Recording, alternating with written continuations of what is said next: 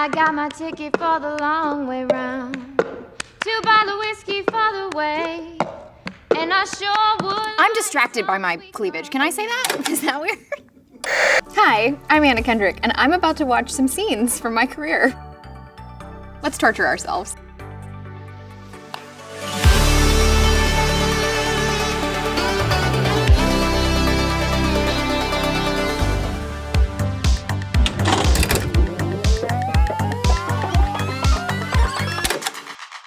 How do you know Scott?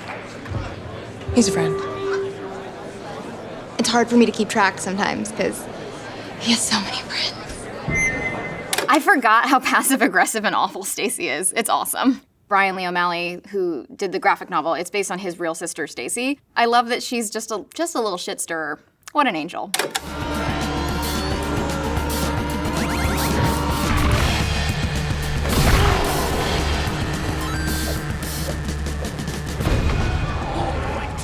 I'll be honest, when I read this script, I was like, I don't totally get this, but I love Shaun of the Dead, I love Hot Fuzz, and I just wanted to work with Edgar Wright. But I do remember like this on paper being like, I don't know how this is gonna work, but I'm just gonna trust that he sees it, which he did. It's so awesome. This is the first fight in the movie, the first kind of like sequence that goes crazy, and then the bad guy, Satya, starts singing like a song. And I remember sort of being the only one to be like, I think that this might be a tough buy for the audience. Nobody like asked me to, but I remember when we were doing my single, just doing a bunch of reactions of like, what's going on? Like, someone explain this to me. I wasn't sure if Edgar was gonna be like, what are you talking about? And then he used a couple of those reaction shots, and that made me feel happy.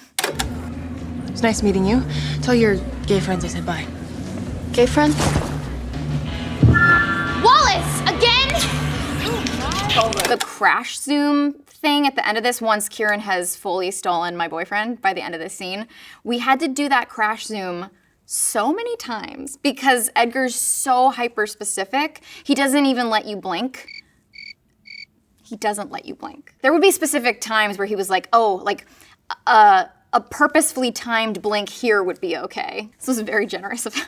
He wanted me to turn, react, then the crash zoom happens, then I say the line or something like that. Bill Pope, the cinematographer, ended up taking over just even operating the camera and the crash zoom. And I could see like every time we would kind of overcompensate for the other where we had like missed the moment perfectly. And it just took forever. To this day with Edgar, I'm like, I do my own crash zooms. So the joke is that like, if you need to do a crash zoom on me, I'll just like get myself really close to the camera. People don't like that.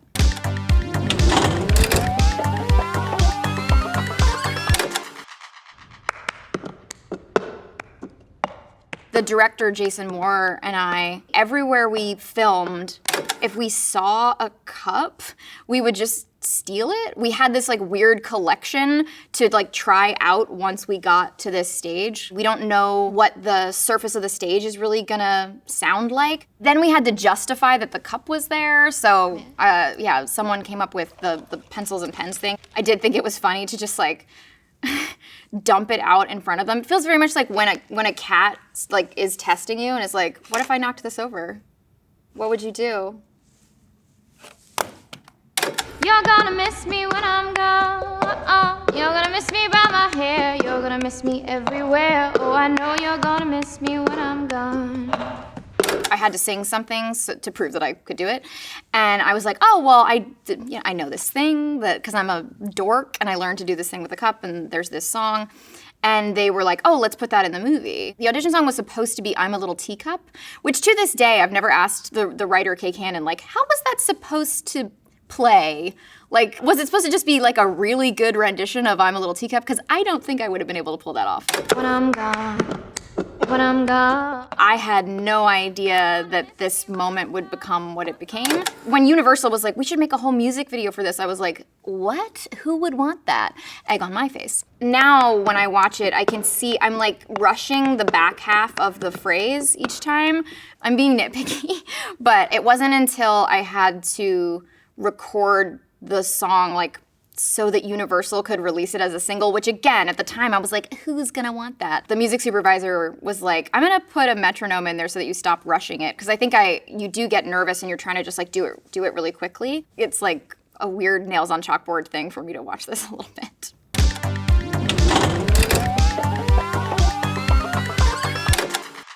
Lounging in their Oh my God. caftans and planning a brunch on their own behalf.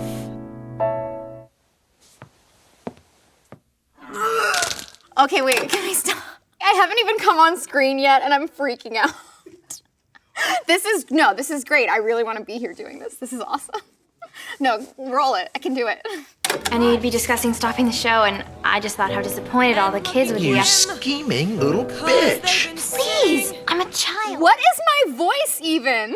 Save the speech, rummy. She's fucked, I'm ready, and the goddamn show must go on. I think I'm 16 or 17 here. This is horrifying. Let's continue.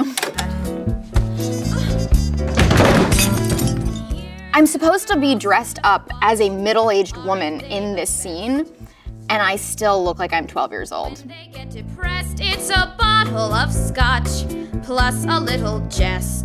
This was my first movie. This was a non-union film. I got paid $75 a day, and only on the days that I was acting. Everybody in this movie went and lived in that camp, basically. We were all just up there, and there was no cell service, no Wi-Fi. I mean, basically the fact that we had running water was a miracle. So it wasn't the glamorous money-making prospect that I hoped my first movie would be. Another chance to disapprove. Oh, hey, that was some nice vibrato. Okay. Another reason not to move. Another vodka stinger. That was the first time I was introduced to the idea of sugar glass, but it would still like get into my skin a little bit. It would like tiny little, almost like paper cuts, not as bad as paper cuts. Each take I'd get little tiny bits of it in, and there'd be kind of like just little dots of blood, wounds, whatever. And they kept being like, oh, well, let's go take care of you and let's, get first aid or whatever. And I remember being like, no, I'm fine, and feeling like such a fucking hero for being like, I can continue, everyone. Oh my God. I was 16. What do you want? Let's hear it for the ladies who lunch. Everybody rise. The hard part of coming from theater was that we'd finish a take and I would be like, was that good? It was very weird to not have that immediate feedback and to just like look at one guy, the director, and be like, so was that good? And he was like, yeah, we can move on. And that's all you get. So like adjusting to that was tricky. I think I was pretty in my head about how it was going. But I do remember this day actually was the first time that I was like, oh, I think it's going good. The director used the phrase lightning in a bottle, which I was like, I don't know what that means yet, but I think it's good. Yeah, like our tiny little weird movie that we were making, it was like, well, we do like the scene where the insane 12-year-old poisons a girl and sings Sondheim. Nailed it.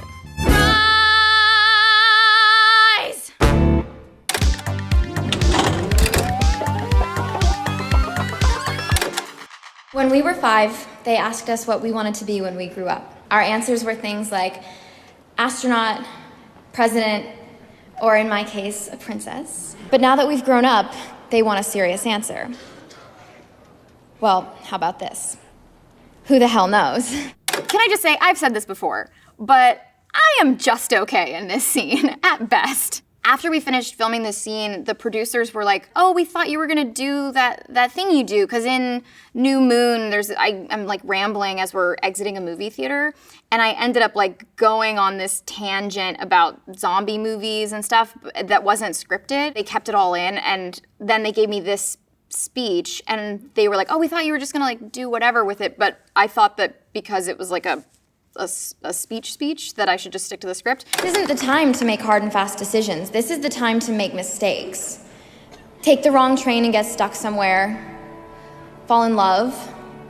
A lot. Major in philosophy because there's no way to make a career out of that. I mostly remember being like, oh, okay, like the scene went okay, like I don't know, maybe they'll cut it, I don't know. And then seeing it in the movie theater, it really was like one of those things where you have a better understanding of like the role that editing plays, because every time they cut to Kristen, she is so good and she is being so moved by what I'm saying. I can't even remember if I was doing this off camera or if they like shot this on a different day or something. Like either is possible. But like, yeah, you do a little push in on Kristen and suddenly you're like, wow, this speech is amazing, because she thinks the speech is amazing. I'm doing the bare minimum. I don't know what I'm doing. It's very mid, honestly. Cut to her and you're like, I don't know, maybe Jessica's onto something here. So thanks, Kristen.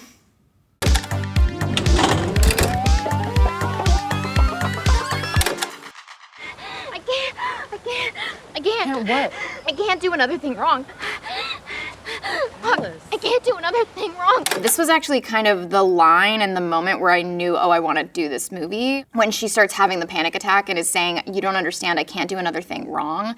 Because that resonated with me so much. It just like cuts to the heart of being in that kind of relationship. When you get into that like regressed, panicked state, like those kind of simple sentences come out and you're like, oh, this is really messed up. I remember that white sweater that I'm wearing. They kept trying to like clean it off in between takes from the sand. And I remember at a certain point just going like, I can't. And that was kind of all I needed to say for everybody to just know like, you know what, it's fine if there's sand on the sweater. Because everybody on set kind of understood the material and what that kind of experience is like. Something just as small as kind of like starting half a sentence and like my body language shifting was enough to be like, you know what, let's prioritize just like giving the performer some space. That kind of like ease of communication really helped me on this movie. Alice, what does that even mean? No, I lied to him. He doesn't even know that I'm here. What? I mean, he does now. He called. Well, why did you lie to him? Because I'm mad. My scene partner in that Guggino was like so amazing. I was really obsessed with her. She's very like her character in the movie. She's like such a badass, and I'm very drawn to like tall, stoic women. So I think I followed her around set like a baby bird most of the movie. My goal every day was to make her laugh, because getting a laugh out of Guggino was like hard to earn. It's like when a cat crawls into your lap and you're like, nobody move. That was a hard day, but it was also fun because I had a great scene partner and I like was totally in love with her. Is that weird? You wouldn't love me if you knew how bad I am. Jesus, is that something that he tells you? We bonded really quickly, I think, because we knew that the material was really challenging emotionally. And, you know, it's just one of those things where you're like, well, we could get to know each other slowly, or we could just like rip the Band-Aid off and be like, hey, here's everything that's ever happened to me. And I know that I actually have a bad habit of doing that. I call it like a classic Kendrick overshare, because every situation that I leave, I'm like, Anna, why did you say that? Like constantly telling secrets and gossip about my own life to people. Well, that was fun and hurt my heart, and I'm gonna devote a session of therapy to that. I hope you all enjoyed looking at my weird baby face for that long.